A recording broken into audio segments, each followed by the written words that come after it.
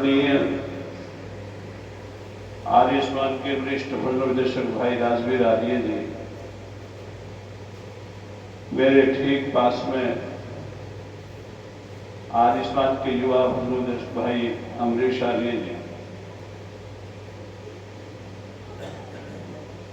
और इसी गांव से एक युवा मंडल निदेशक भाई मुकेश आर्य जी, आर्य समाज के बड़े ही प्रतिष्ठित और वरिष्ठ भद्र निदेशक भाई नरेश दत्त जी के सुयोग्य पुत्र, जिनको आप प्रथम में सुन रहे थे, भाई नरेंद्र दत्त जी, भाई मोहित जी, और ठीक मेरे सामने बैठे हैं चारपाई पर बड़े भाई डॉक्टर अजब सिंह जी, भाई ईश्वर जी, और मिर्जापुर से भी हमारे बीच में दो व्यक्तित्व भी यहाँ पहुंचे हैं, उनका भी हम हृदय से धन्यवाद करते हैं। और भाई राजवीर जी के छोटे भाई हैं भाई हरपाल जी, जो मिलते रहते हैं साथ साथ में। उपस्थित महानुभाव देवियों और सज्जनों, ब्रह्मचारी विवेक जी,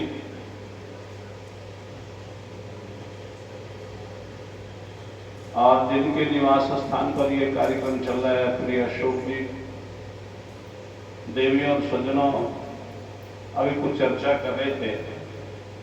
राजवीर जी, मैं अंदर था, दो चार शब्द सुनने को मिले और वो सुनने को मिले कि अब चातुर्मास चल रहा है, जिसको चौमासा बोलते हैं, वो चल रहा है। और चातुर्मास की परंपरा रही है बहुत पहले से कि हमारे जो ऋषि मुनि हुआ करते थे, विद्वान हुआ करते थे, वो चातुर्मास में एक जगह ठहर जाते थे, क्योंकि वर्षा हुआ करती थी, रास्ते ठीक उस समय नहीं होते थे। एक जगह रहते थे 4 माह और वहीं प्रचार प्रसार करते थे। लोगों को वेद का उपदेश देना, वेद का पढ़ाना, अन्य कार्यों का करना उनका चलता।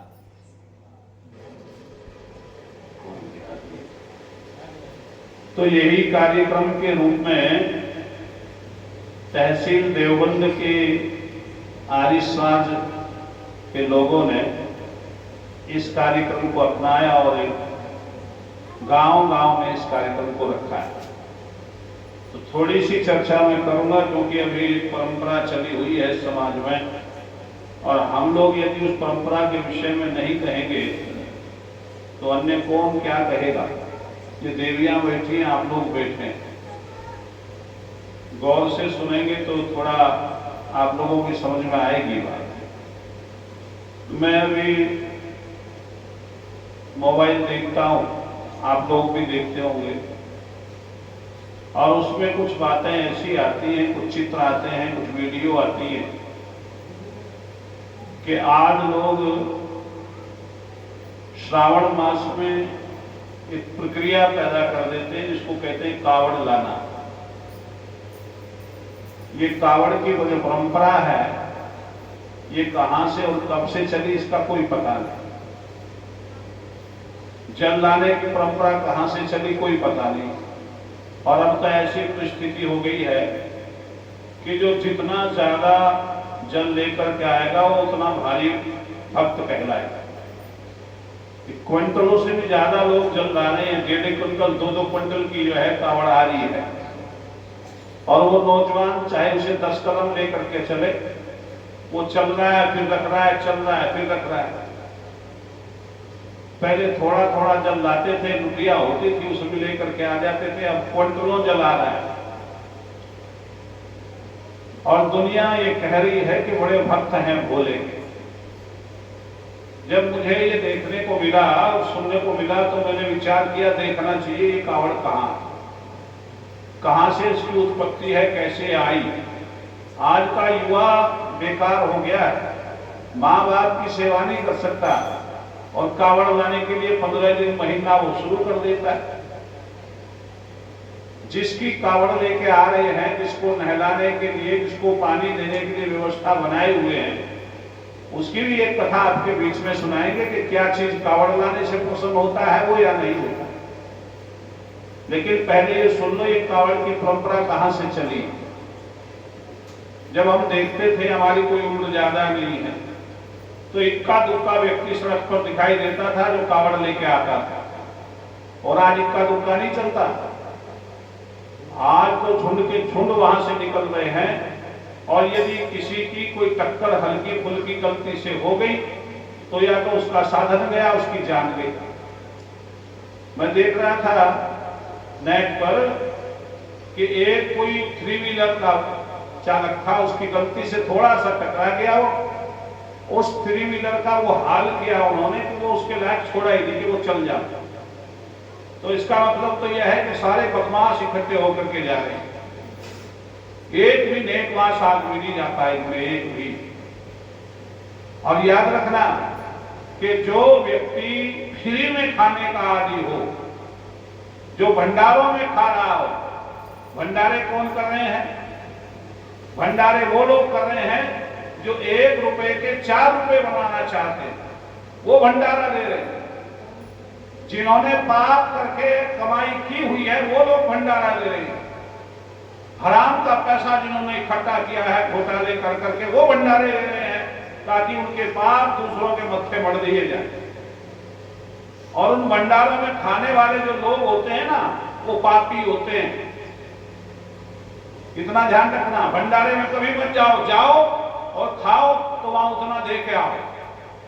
क्या पता किसकी कमाई। मेरे याद है कि बहुत पहले बंसी वाले बाबा ने अपने इलाके में यमुना पर एक बड़ा भारी हवन किया था। 101 कुंडीय यज्ञ था, वो बड़ी भारी यज्ञशाला बनी।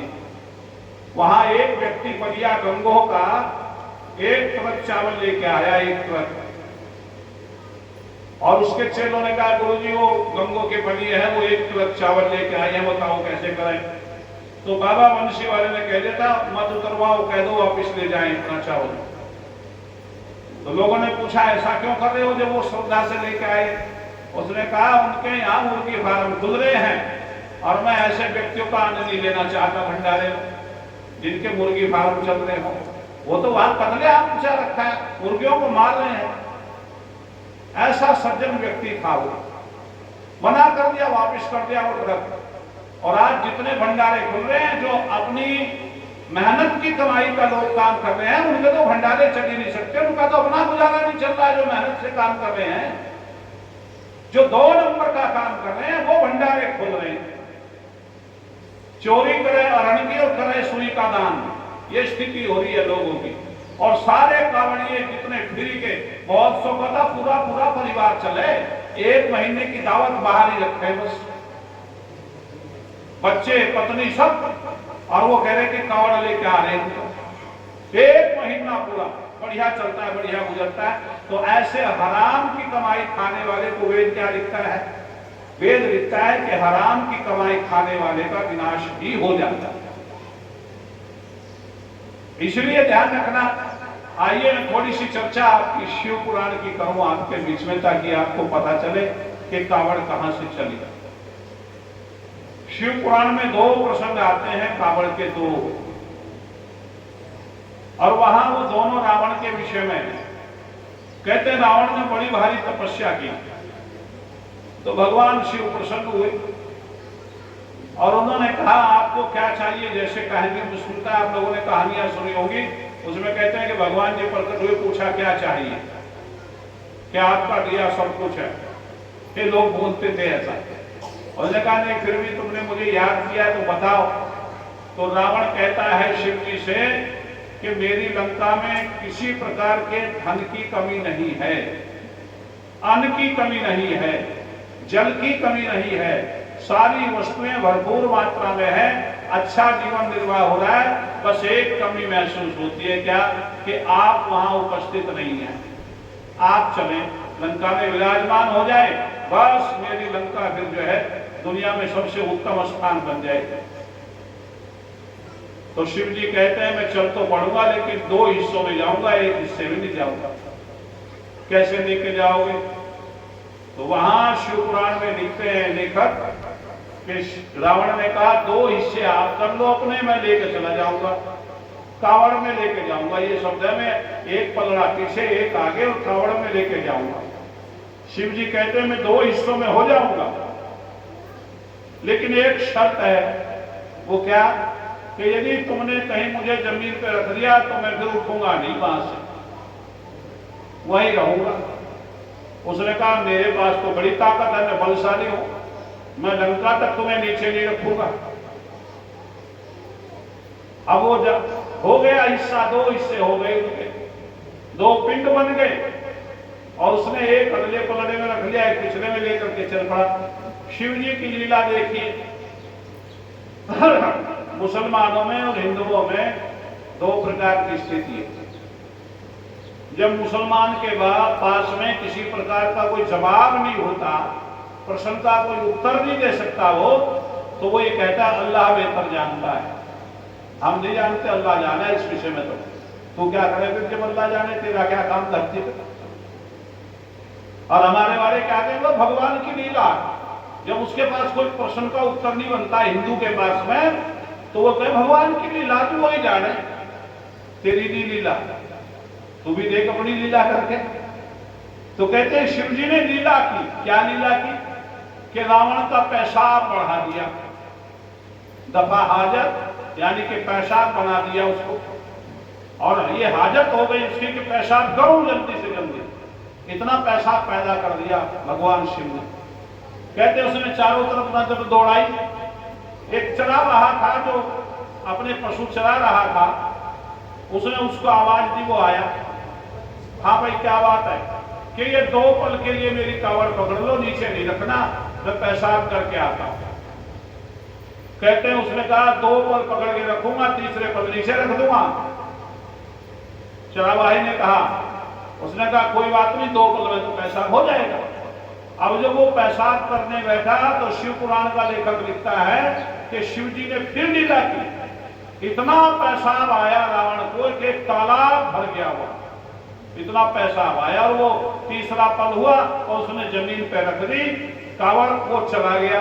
रावण जब पेशाब करके आया तो उसने उठाने की कोशिश की, उठा नहीं, क्योंकि शर्त थी यदि कहीं रख दोगे तो मैं उठूंगा। और कहते हैं कि जब वो जोर लगाया उठा नहीं, तो रावण ने अपने पैर के अंगूठे से उसे और नीचे को धसा दिया, जब वो निकला नहीं, और अपनी लंका में चला गया। अच्छा, कावड़ का यहां जब उसने निकला नहीं तो पैर से अंगूठे से धसा कैसे दिया नीचे? जो नीचे धसा सकता है बोलो उसमें ताकत निकालने की भी होती है, लेकिन ऐसा नहीं हुआ। कहते हैं शिव जी वही रहे।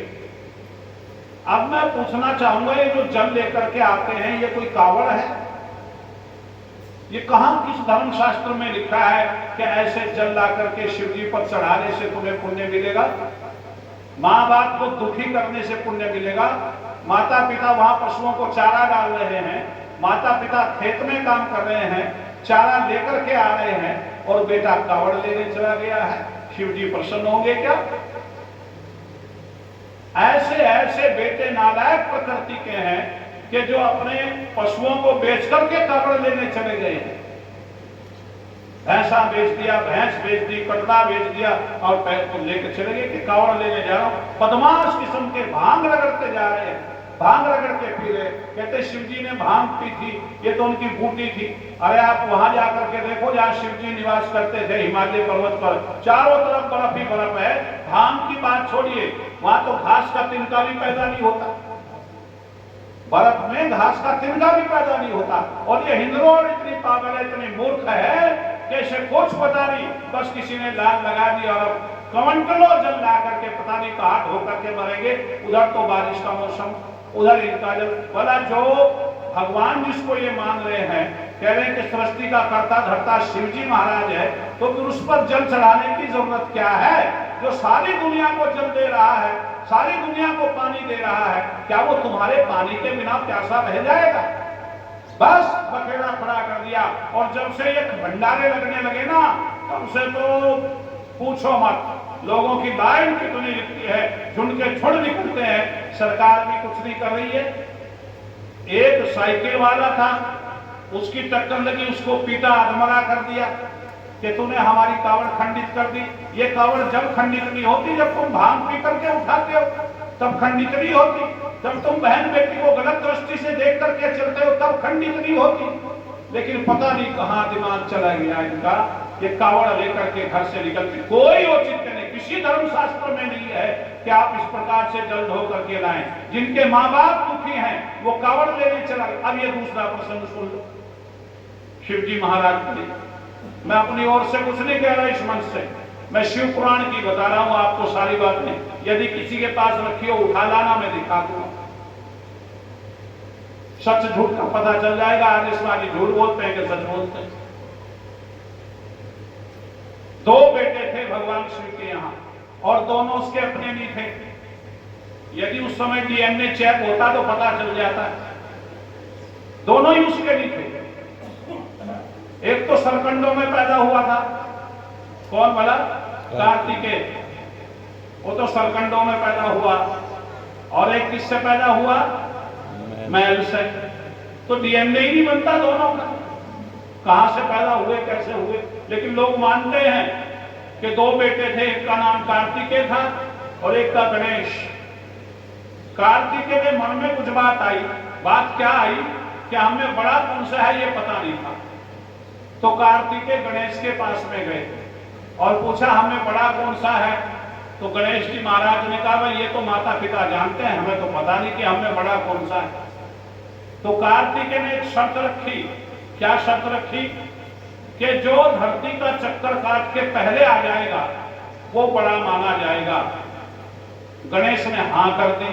पहली गलती तो गणेश जी की ये थी कि हां नहीं करनी चाहिए थी, क्योंकि उसे पता है कि तेरे पास ऐसा वाहन नहीं है, साधन नहीं है जो इतनी तेज चल सके। इसका तो मोर है, वो मोर पे बैठते थे कार्तिकेय। और गणेश जी की सवारी क्या थी बोलो? चूहा। हां तो कर दी, लेकिन बाद में कुछ अकल आई गणेश जी को। उसने कहा गलती हो गई, ये तो भाई ये कैसे जाएगा, इसके तो चाल इतनी नहीं है। लेकिन वो गए नहीं और कार्तिकेय अपना मोर पे बैठ करके धरती का चक्कर लगाने चले गए। धरती का चक्कर लगा करके आए तो देखा कि गणेश जी पहले ही बैठे। उसने कहा आप मेरे से पहले आ गए। गणेश जी ने कहा हम तो गए ही नहीं। उसने कहा गए नहीं तो शर्त के अनुसार हम बड़े हैं, हम चक्कर लगा करके आ गए। उसने कहा भाई इसका फैसला भी माता पिता करेंगे, पार्वती और शिव जी महाराज। तो दोनों अपने माता पिता के पास जाते हैं, पार्वती के और गणेश जी के, ना शिव जी के। तो शिव जी से पूछा कार्तिकेय ने कि हमने ऐसी ऐसी शर्त लगाई थी, हमें बड़ा कौन सा है? तो यहां भगवान शिव एक बात कहते हैं। क्या? वो कहते हैं कि बड़ा तो गणेश जी है।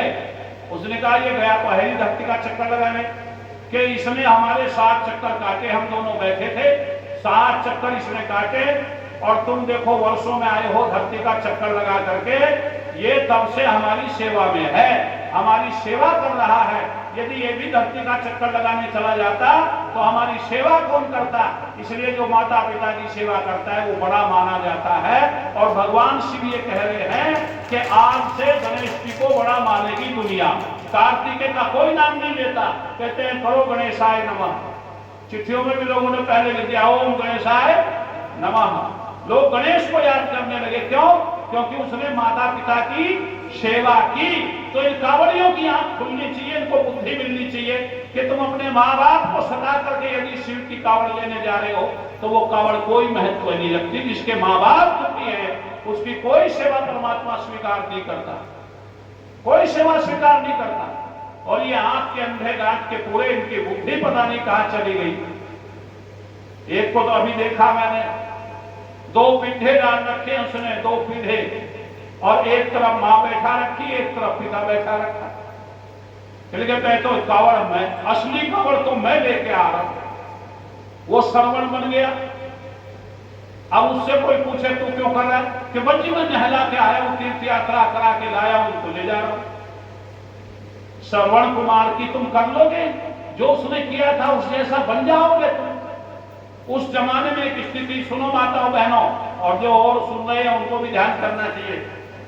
वो जमाना ऐसा था, श्रवण कुमार के पास में कोई विशेष पैसा नहीं था उस समय, साधन नहीं थे उस समय, घोड़ा गाड़ी नहीं थी उस समय उसके पास में, निर्धन था।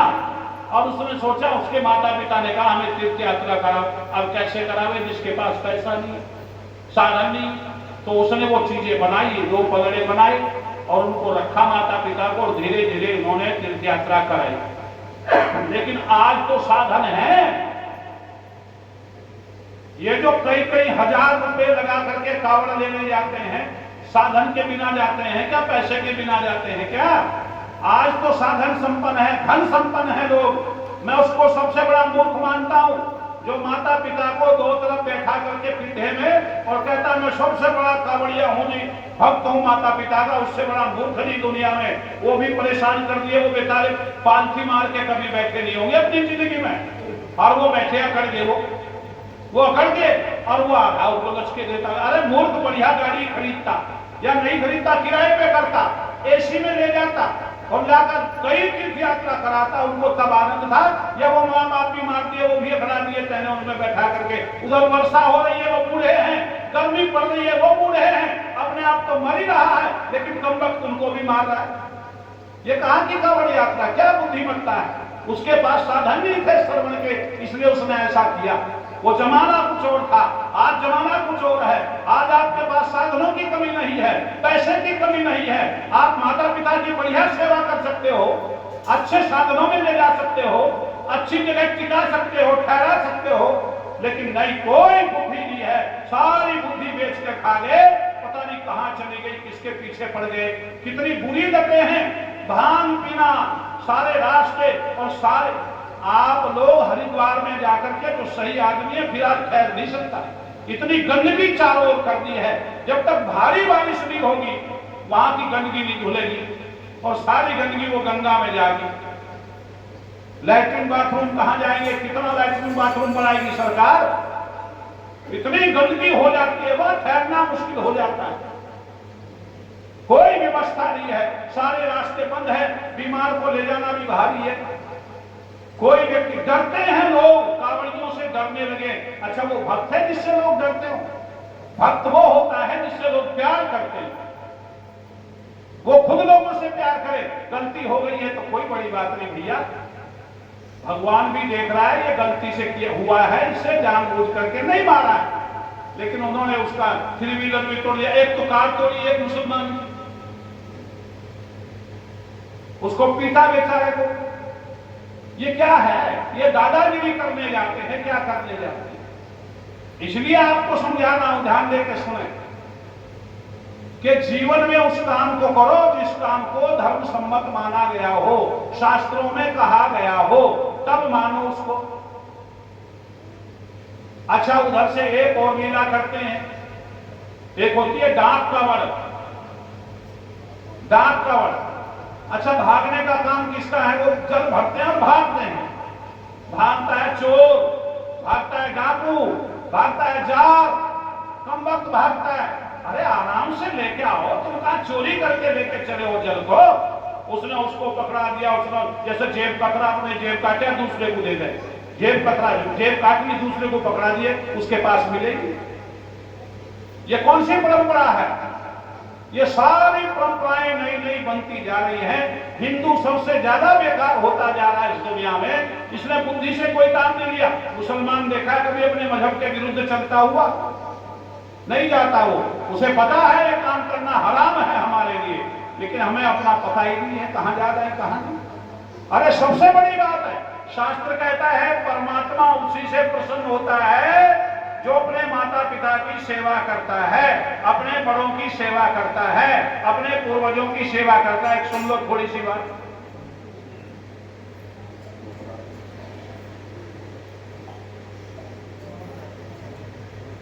बहुत अच्छा लिखते हैं, बड़ा सुंदर लिखते हैं चाणक्य। अभी जब हम भोजन करने गए दोपहर में और कुल्ला करने लगे उठ करके, तो मुकेश जी कह रहे थे गुरुजी कई बार करना। मैंने कहा क्यों? कि शास्त्र कहता है जिस व्यक्ति के यहाँ हाथ पैर धुलाते धुलाते, विद्वानों के हाथ पैर धुलाते धुलाते कीचड़ ना हो जाए, वो क्या घर है। इसलिए मैं चाहता हूं कि आप कुल्ला करें, हाथ पैर धोएं, मेरे घर के बाहर में कीचड़ हो जाए विद्वानों के हाथ पैर धुलाते धुलाते। ये होती है श्रद्धा, ये होता है सम्मान। तो इसी बात को ध्यान में रखते हुए चाणक्य कहता है न विप्रपाद उदक कर्दवानी न वेद शास्त्र ध्वनि गदितानी स्वहा स्वधाकार निवर्जितानी शमशानी तुल्यानी गृहाणी तानी। चाणक्य कहता है कि वो घर शमशान है जहां ये चार बातें नहीं होती। कौन कौन सी? पहला कहता है न विप्रपाद उदक कर्दवानी, जहां विद्वानों के हाथ पैर धुलाते धुलाते कीचड़ ना हो जाता हो, जिस घर में विद्वान लोगों का आवागमन ना हो, जहां अच्छे लोगों का प्रवेश ना हो, वो घर शमशान बन जाता है। क्यों बन जाता है? जिस घर में शराबी आता है, कबाबी आता है, बीड़ी सिगरेट फुक्का आदि पीने वाले लोग आते हैं, वहां बच्चों को उसी प्रकार के संस्कार दे दिए जाते हैं। उनके बच्चे हुक्का पीना शुरू करते हैं, शराब पीना शुरू करते हैं, उनके बच्चे मांस खाना शुरू कर देते हैं, क्योंकि जब बच्चा देखता है तो वैसा ही सीखता है। इसलिए अपने घरों में अच्छे लोगों को बुलाओ, अच्छे लोग आएंगे तो अच्छी शिक्षा देके जाएंगे आपके बच्चों को, बढ़िया बात बता के जाएंगे आपके बच्चों को। जब वो खुद शराब नहीं पीते तो वो शराब का सेवन करने वाले के पास में कैसे बैठे? बच्चों को ये शिक्षा कैसे दें? वो बीड़ी नहीं पीते, सिगरेट नहीं पीते, मांस नहीं खाते, जुआ नहीं खेलते। अच्छा व्यक्ति अच्छी बातें घर में करेगा, आएगा। हम जैसे आए, रात्रि को बैठेंगे तो संध्या करेंगे, आपके परिवार के बच्चे देखेंगे, पूछेंगे ये क्या हो रहा है? कि परमात्मा का नाम ले रहे हैं, उसका धन्यवाद कर रहे हैं। बच्चा भी फिर नकल करने शुरू करता है, शराबों को देख करके शराब की बातें सीखता है। इसलिए ध्यान करना चाहिए हमें कि न विप्रपाद उदक कर्दवानी, जिन घरों में विद्वान लोग नहीं आते हैं वहां शमशान बन जाता है वो घर। अगली बात कहता है न वेद शास्त्र ध्वनि गदितानी, जिन घरों में अच्छी पुस्तकें नहीं पढ़ी जाती, वेद का स्वाध्याय नहीं होता, उपनिषद नहीं पढ़े जाते, रामायण नहीं। अच्छा, जितने लोग बैठे यहाँ हाथ उठाओ, किन किन घरों में रामायण है? चलो, कुछ तो एक ही परिवार के, तो सब अपने आए। मुकेश जी के परिवार में बैठा आ गया सबने हाथ। एक वो पीछे देखो सुरेंद्र जी है, तो बहुत के यहाँ कहीं बैठे हैं हमारे भाई। लेकिन अच्छा, गीता किसके घर में है? हाँ, अब सुनो, बहुत से लोग हिंदू हैं, सनातनी हैं, वैदिक धर्मावलंबी हैं, लेकिन उनके घरों में धार्मिक पुस्तकें नहीं है। अखबार वाला तो लगा रखा है, रोज गेर का जा अखबार, और उसे ऐसा लिखा है बुढ़ा भी चश्मे लगा के 1.5-2 घंटा। मैंने कहा इसकी परीक्षा चल रही, ये जनरल नॉलेज बढ़ा रहा है अपनी, बताओ क्या करेगा। हमने एक बूढ़े को देखा, हमारी रिश्तेदारी में है, वो रामायण पढ़ता है, और वो रामायण भी पुरानी हो चुकी बहुत। मुझे ये पता नहीं वो पढ़ता तो रहता है, उसके शायद कंठस्थ भी हो गई वो सारी, लेकिन पढ़ता ही रहता है, पढ़ता है। हमने पूछा क्या बात? कि कम से कम इधर उधर की बातें ना करके राम के नाम में मन लग जाता है। ऐसे भी बूढ़े हैं दुनिया में, और ऐसे भी बूढ़े हैं जो खुद तो कुछ करते ही नहीं, दूसरों को करने नहीं देते। अच्छी पुस्तकें पढ़ा करो अपने घरों में। कोई सा गांव है, मुझे ब्रह्मचारी विवेक दिखा रहा था नेट पर, उस गांव की आज भी परंपरा है, उस गांव की आज भी परंपरा है कि वहां के बूढ़े ताश नहीं खेलते, वहां के बूढ़े रामायण महाभारत और गीता पढ़ते हैं। एक पढ़ता है और सारे सुनते। नेट पर पढ़ा था, वो दिखा रहा था 15-20 आदमी वहां चौपाल में बैठे, एक पढ़ रहा है। वहां की यही परंपरा है, वहां कोई ताश नहीं खेलता, सब चौपालों पे एक बूढ़ा पढ़ाता है और सारे सुनते रहते हैं, फिर आपस में बात करते हैं उस विषय को लेकर के। कभी गीता समाप्त हुई, रामायण समाप्त हुई, महाभारत, ये अच्छी पुस्तकें पढ़ते रहते। लेकिन हमारा बूढ़ा यदि निठल्ला हो जाए तो ताश खेलना सीख ले, 2-4 बच्चों को और बुला ले, आ जा ताश खेलने, खाली पड़े। और वैसे कहते हैं जलसा हो रहा गांव में, कुछ विद्वान अरे सुन लो कि टाइम ही नहीं, वैसे खाली ताश खेल रहा। तो अच्छी पुस्तकों का स्वाध्याय जहां नहीं होता वो घर भी शमशान बन जाता है। अगली बात कहता है स्वाहा विवर्जितानि, जिन घरों में स्वाहा करके आहुतियां नहीं दी जाती, उस घर की वायु भी खराब हो जाती है। वहां के लोगों का जो दिमाग है वो खराब रहता है, 24 घंटे टेंशन में रहता है व्यक्ति। बच्चों को देखा हमने, छोटे छोटे बच्चे, हमने कहा कुछ बार चलो मुझे मत छेड़ो, तुम्हें तो टेंशन में। तुझे कौन सी टेंशन है? घेरा भाई हमसे, तू तो बहुत छोटा बच्चा, तुझे कौन सी टेंशन हो गई? लेकिन फिर भी वो टेंशन में रहता है, पता नहीं कौन सी टेंशन है। कोई व्यक्ति ऐसा नहीं है जो टेंशन में ना हो। इसके पीछे कारण यही है कि हमने हवन आदि करना छोड़ दिया, मंत्रों को पढ़ना पढ़ाना छोड़ दिया, स्वाहा स्वाहा करके जिस समय आहुतियां दी जाती हैं घर में, वातावरण शुद्ध और पवित्र बन जाता है, हमारे विचार शुद्ध और पवित्र हो जाते हैं, धार्मिकता छा जाती है, उल जबूल विचार हमारे दिमाग में नहीं आते हैं, बुरे विचारों से पिंड छूट जाता है व्यक्ति का।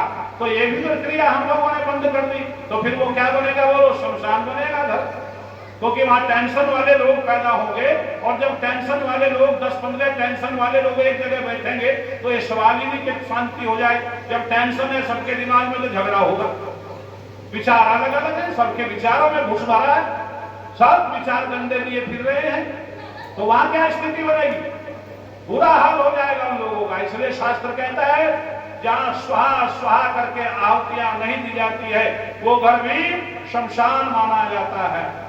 अगली बात कहता है स्वधा विवर्जितानि, जिन घरों में बड़े बूढ़ों का सम्मान नहीं होता, जहां बुजुर्गों का अदब नहीं किया जाता है, जहां बुजुर्गों की राय नहीं ली जाती है, बुजुर्गों को दरकिनार कर दिया जाता है बूढ़ों को, ऐसा घर भी शमशान बन जाता है। आज स्थिति होगी, बच्चे ये कहते तुमने किया ही क्या है आज तक? उस बेचारे ने सारी जिंदगी ना अच्छा खाया ना अच्छा पहला, उसने अपने बच्चों को पालन और पोषण में अपना सारा जीवन समाप्त कर दिया, लेकिन आज उसको ये सुनने को मिल रहा है बुढ़ापे में जब वो बैठ गया कि तूने किया ही क्या है। इसलिए ध्यान रखना कि उस स्थान पर तुम्हें भी आना पड़ेगा और तुम्हारे बच्चे भी तुम्हें ये शब्द कह सकते हैं कि तुमने किया ही क्या है। इसलिए ध्यान रखो, शास्त्र कहता है, चाणक्य कहता है कि जहां घरों में बड़े बूढ़ों की राय लेना बंद कर दिया जाता है, उन्हें एकांत में डाल दिया जाता है, उनकी कोई सेवा नहीं कर पाता है, ऐसे घर में धन धान्य तो आ सकता है लेकिन सुख शांति प्राप्त नहीं हो सकती। हम ऐसा कर रहे हैं। पहले अनपढ़ लोग थे और अनपढ़ लोगों में जब हमने देखा अपने प्राचीन परंपराओं को तो कोई वृद्धाश्रम हमें नजर नहीं आया। हमारे धर्म शास्त्रों में भी वृद्धाश्रम का कोई जिक्र नहीं है। 4 आश्रम है, ब्रह्मचर्य, गृहस्थ, वानप्रस्थ और संन्यास, 4 आश्रम है। ये वृद्धाश्रम 5वां पता नहीं कहां से पैदा हो गए कि माँ बाप को वृद्धाश्रम में छोड़ाओ, है जी। लेकिन स्थिति क्या बनी? कहीं किसी धर्म शास्त्र में नहीं है ये।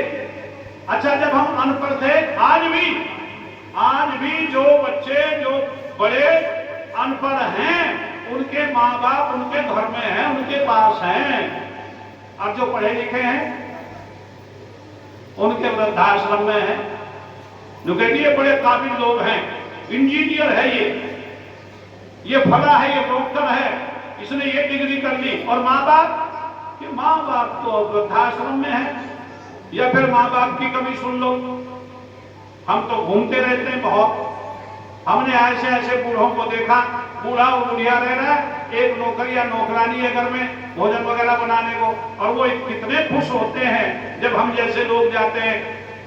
मेरा बेटा कनाडा में है जी, मेरा बेटा एक अमेरिका में है जी, मेरा बेटा एक लंदन में है जी। मैंने कहा तुम क्या हो जी? चलिए बस हम तो बूढ़े बुढ़िया मतलब साथ पास खा लो। फायदा क्या है? अरे किस लिए संतान पैदा की थी? बुढ़ापे में सेवा करने के लिए। जब बुढ़ापा हो जाता है, हाथ पैर काम करना बंद कर देते हैं, तब संतान की इच्छा होती है कि संतान मेरी सेवा करे, और उस समय संतान तेरे पास नहीं है तो क्या फायदा तेरे जीवन का? तू तो दूसरों पर भार बन रहा है।